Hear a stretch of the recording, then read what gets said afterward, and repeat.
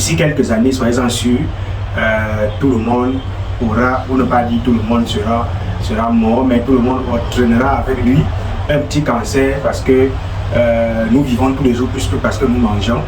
Et tout ce que nous mangeons quotidiennement est constitué des résidus de pesticides. Alors à tous et bienvenue sur notre chaîne. Ging Moko, ingénieur d'agriculture et promoteur du cabinet BH Agri Consulting, cabinet spécialisé dans le conseil agricole. Sur cette chaîne, nous parlons agriculture, nous donnons des astuces comme ça pour vous aider à mieux gérer ou bien démarrer votre projet agricole. Hier, nous avons fait une vidéo parlant de l'agriculture biologique où nous faisons état de ce qu'au Cameroun, nous ne sommes pas encore prêts à parler de l'agriculture biologique parce que les défis sont encore énormes.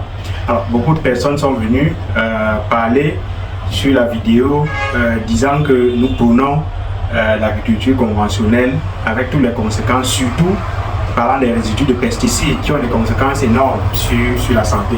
Donc, cette vidéo aujourd'hui donc principalement parle des pesticides, des résidus de pesticides dans nos plats. Nous allons vous parler de pesticides, de comment les pesticides font pour se retrouver dans nos plats et quelle est surtout notre responsabilité à nous, nos producteurs en général, ou bien nous investisseurs agricoles, dans cette tragédie-là, parce que je vais appeler ça tragédie.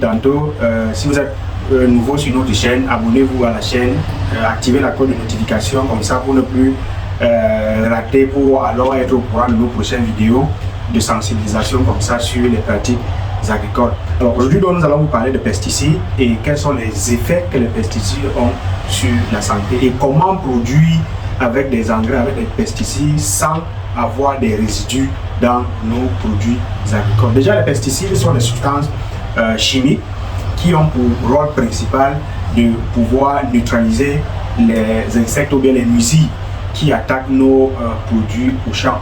Et ces pesticides ont été créés justement donc pour pouvoir augmenter les rendements agricoles. Vous savez, la croissance démographique évolue de jour à jour et il n'y a que l'agriculture seule qui a la lourde responsabilité, le secteur agricole qui a la lourde responsabilité de pouvoir nourrir tout le monde entier.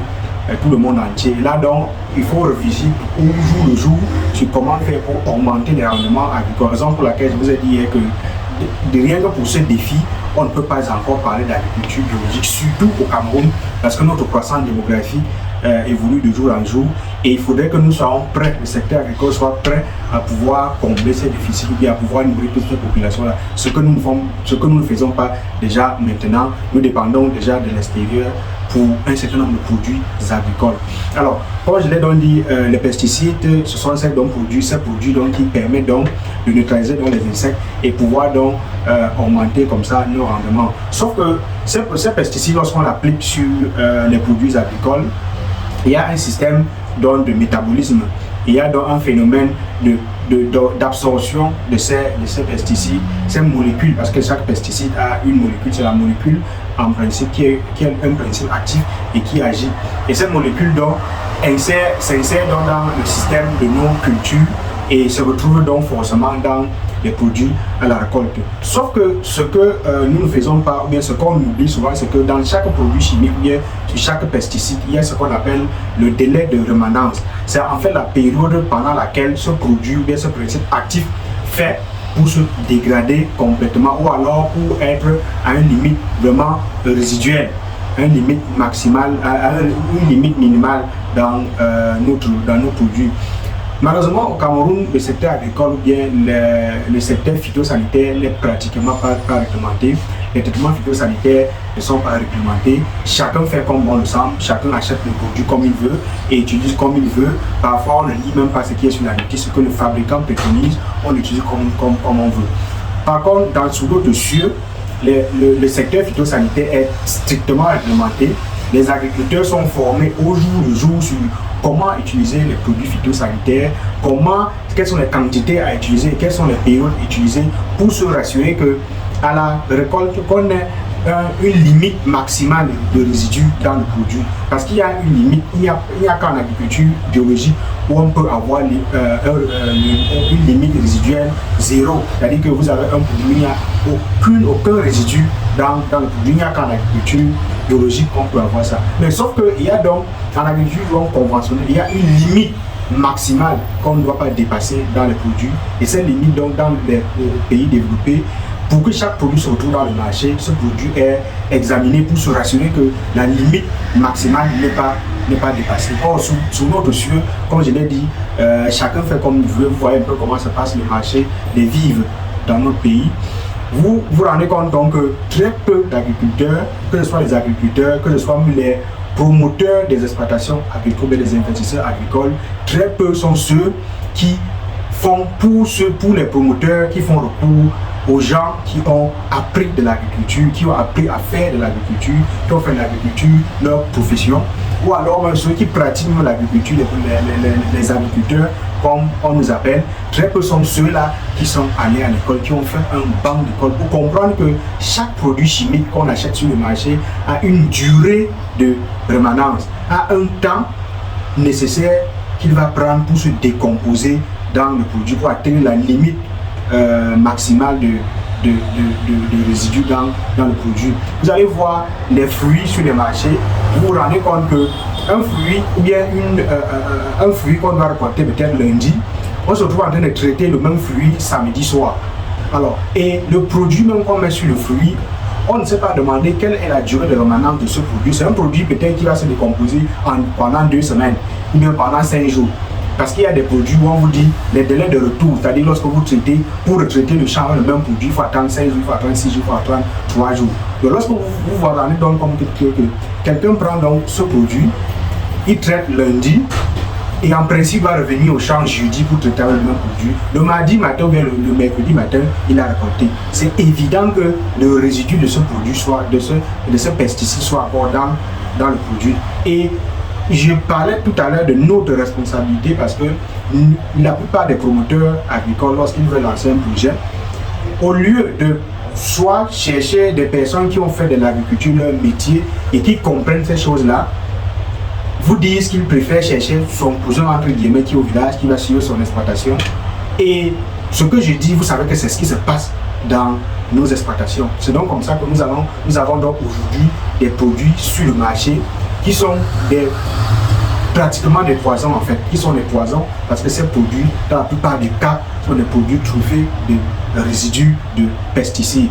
Et vous allez vous rendre compte que au fur et à mesure que le temps passe, le taux de cancer évolue dans notre pays. Au fur et à mesure que le temps passe, les femmes deviennent de plus en plus stériles. Alors, vous ne vous avez jamais posé la question, c'est justement les conséquences de ces pesticides que nous consommons tous les jours, parce que nous mangeons tous les jours. Et chaque chose que nous mangeons, qu'il soit cuit, chaque nourriture, qu'elle soit cuite, qu'elle soit crue, nous ingurgitons une quantité, une dose de résidus de pesticides qui, avec le temps, affecte notre santé. Donc, c'est un phénomène que nous-mêmes, nous pouvons combattre. C'est un phénomène parce que l'État a complètement démissionné dans ce secteur-là, puisque sous notre cieux, c'est l'État qui réglemente ce genre de choses, c'est l'État qui est au front pour réglementer l'utilisation des pesticides, parce que le pesticide est hyper dangereux pour la santé. Maintenant, nous, à notre niveau, on peut utiliser les moyens que nous avons à notre possession, c'est-à-dire des producteurs ou des agriculteurs qui veulent se lancer dans un business agricole. Il faut chercher à se former, pas seulement se former sur les techniques agricoles, mais se former également pour connaître le fonctionnement des pesticides que nous utilisons. Maintenant, les promoteurs agricoles, il faut arrêter de dire que j'ai mon frère quelque part qui peut gérer ça, j'ai mon ceci, j'ai mon cela, parce que c'est ça le malheur dans notre métier aujourd'hui. C'est un métier où tout le monde est professionnel, c'est un secteur où tout le monde est capable de faire, de produire. Et là donc, à partir du moment où nous avons toujours dit que j'ai mon frère qui fait ci, j'ai mon frère qui fait ça, on va donc continuer donc à produire des poisons et mettre sur le marché. Nous allons donc continuer à nous contaminer avec le temps. Donc voilà donc ce que j'ai tenu à partager avec vous aujourd'hui. Quand j'ai parlé de l'agriculture biologique hier, ce n'était pas pour dire que je suis pour les résidus, bien le fait que les résidus de pesticides se trouvent dans nos produits. Je prône l'agriculture conventionnelle parce que je vous ai expliqué dans cette vidéo pourquoi l'agriculture conventionnelle, parce que nous ne sommes pas encore prêts à faire l'agriculture biologique. Maintenant, cette agriculture conventionnelle doit être contrôlée, doit être faite par des professionnels, doit être faite par des personnes qui sont capables de produire conventionnels, mais des produits sains comme les produits biologiques. Donc, rendez-vous donc dans nos prochaines vidéos.